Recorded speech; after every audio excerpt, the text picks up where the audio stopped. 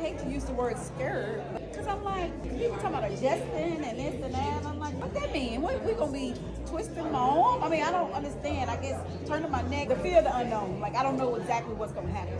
Okay. Would you take the opportunity to get adjusted? I would, if somebody trusted and take me through the process. I gotta get over the fear, but then also I didn't know exactly what I should be Why going. you should. Yeah, where I'm Okay. even going. So absolutely. Chiropractic, we're looking to check your nervous system Okay. to make sure that your nervous system is working at its optimal level. I'm gonna go call one of them. Absolutely. Call your chiropractor. Call your friends. That's exactly what needs to happen.